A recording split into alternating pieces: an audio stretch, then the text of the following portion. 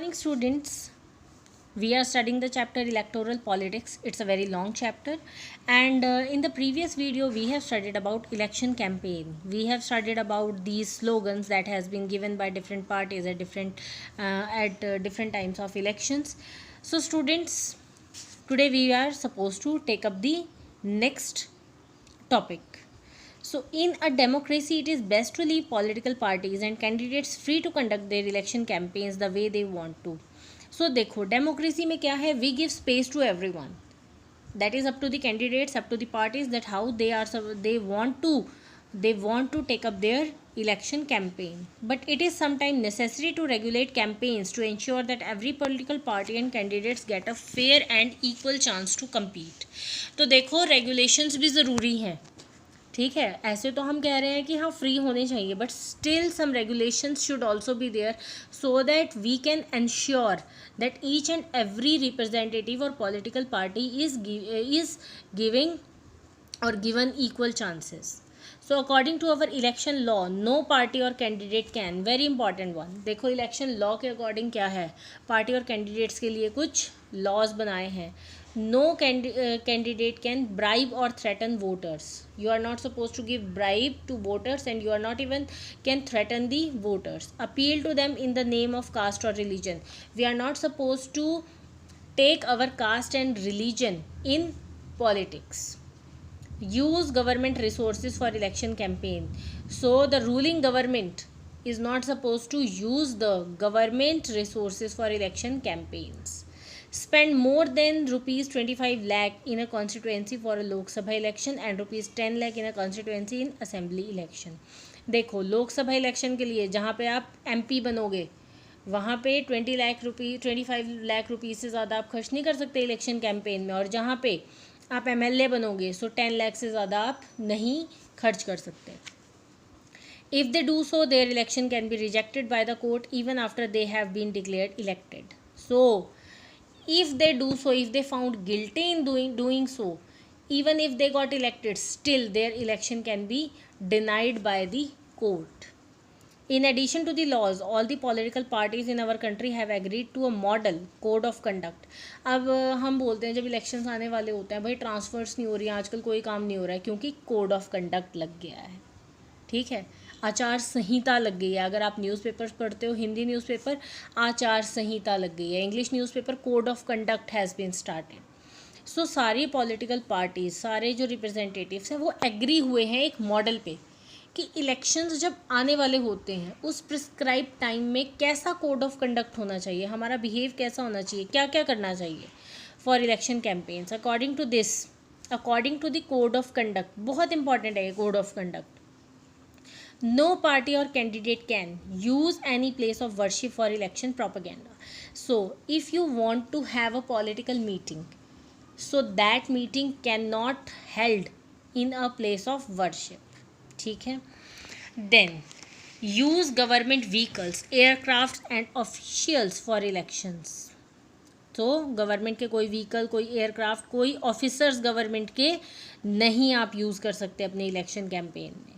Once elections are announced, ministers shall not lay foundation stones of any projects, take any big policy decisions or make any promises of providing public facilities. अब इसका क्या मतलब है, एक बार जैसे elections announce हो गए कि इस दिन इलेक्शन होने हैं, मान लो 2 महीना पहले अनाउंस हो गए हैं कि इलेक्शंस होने हैं, तो कोड ऑफ कंडक्ट लग जाएगा.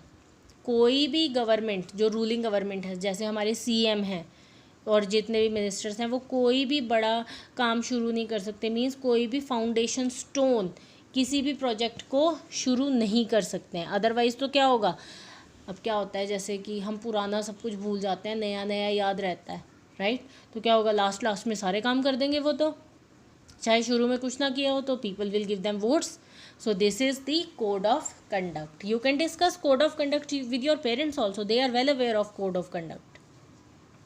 Polling and counting of votes. अब polling क्या होता है, जिस दिन आप वोट कास्ट करते हो, that is polling. Okay, casting and counting the vote. Counting means after polling अब वोट काउंट भी तो करने हैं, तभी तो पता चलेगा who is the winner.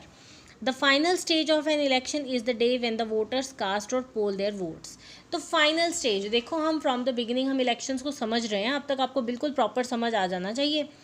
So the day when the voters, when they cast their vote, when they poll their vote, is known as polling day. This day is usually called the election day. So this is also known as election day. Every person whose name is on the voters list can go to a nearby polling booth situated usually in a local school or a government office. So आपको भी पता होगा इतना, तो हमारे area में भी जब इलेक्शंस होते हैं तो स्कूल्स को क्या बनाया होता है, पोलिंग बूथ बनाया होता है, वहाँ पे जाके सब वोट डालते हैं. Once the voter goes inside the booth, the election officials identify her, put a mark on her finger and allow her to cast her vote, her or his. Okay तो हम अंदर जाते हैं, ऑफिसर्स चेक करते हैं हमारा वो voter ID check करते हैं, फ़ोटो देखते हैं, okay the person is the same.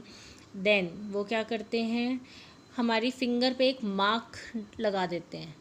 वो मार्क लगा दिया, दैट मीन्स क्या है कि ये वोट दे दी है इस पर्सन ने, और आपको वोट डालने के लिए अलाउ कर देंगे. अदरवाइज तो बार बार आके कोई वोट डालता रहेगा. An agent of each candidate is allowed to sit inside the polling booth and ensure that the voting takes place in a fair way.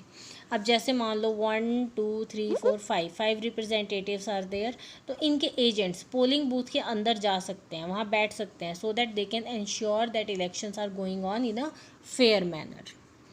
So students, ये आपको पढ़ना है अपने आप. Are the elections too expensive for our country? Okay. Earlier, the voters used to indicate who they wanted to vote for by putting a stamp on a ballot paper. अब देखो, अब आपको बैलेट पेपर के बारे में बताते हैं. Suppose मुझे वोट करना है, I want to vote for so and so party, so I will be given a paper that is known as ballot paper. What will I do? I will put a stamp on that paper. Stamp on that paper. Paper पे, खाली paper पे थोड़ी stamp लगेगी. Suppose this is a paper और यहाँ पे ये symbols बने हुए हैं. हाथ का सिंबल है, कमल का फूल है, हाथी है, ओके सिकल है. तो जो मेरी पसंद का होगा, I will put a stamp on that. That is ballot paper system था ये पहले. A ballot paper is a sheet of paper on which the names of the contesting candidates along with the party name and symbols are listed. ये आपके 1 mark question के लिए very important है ballot paper.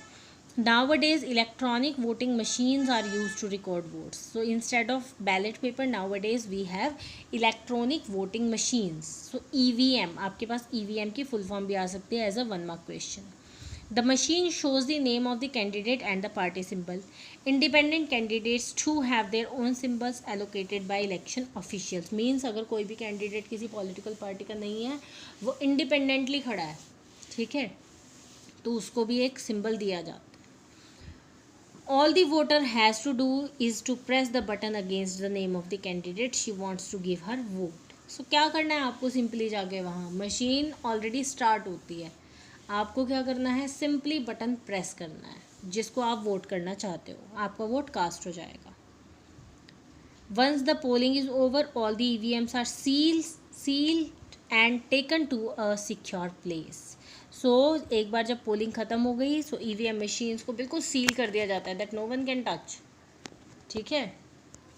Then, a few days later on a fixed date, all the EVMs from a constituency are opened and the votes secured by each candidate are counted. So, after few days, date is fixed. इस date पे counting शुरू होनी है. All the EVMs, they are opened and the votes are counted. The agents of all candidates are present there to ensure that the counting is done properly. So, वहाँ पे भी जो representatives हैं उनके एजेंट्स बैठे होते हैं, so that they can see कि काउंटिंग भी प्रॉपर हो रही है या नहीं. The candidate who secures the highest number of votes from a constituency is declared elected. So जिसको सबसे ज़्यादा वोट मिली वो इलेक्टेड है. Okay. In a general election usually the counting of votes in all the constituency takes at the same time on the same day. So कई बार जगह क्या होती है, मेनली कॉन्स्टिट्यूएंसीज़ में, जैसे एक कॉन्स्टिट्यूएंसी है तो उसमें क्या होती है, सेम टाइम पे वोट्स को काउंट किया जाता है. Television channels, radio and newspapers report this event. तो सभी रिपोर्ट करते हैं इस इवेंट को. आपने देखा होगा तो उस पर टीवी पे तो बिल्कुल एक एक नंबर बढ़ता जाता है, साथ साथ इतनी अपडेटेड होती है उनकी reporting. All the results are declared and it becomes clear as to who will form the next government. तो सारे के सारे रिजल्ट कुछ भी छुपा के नहीं रखते, वो सीधे डिक्लेयर कर देते हैं, सबको पता होता है कौन किसकी गवर्नमेंट बनेगी. So students, up to here we will study today, and if you are willing you can make a cartoon also here. Okay, that is up to you. So students, revise the chapter thoroughly. बहुत important है और बहुत ही अच्छा chapter है. And next topic from this chapter we will take up in the next video. Thank you students. Have a nice day.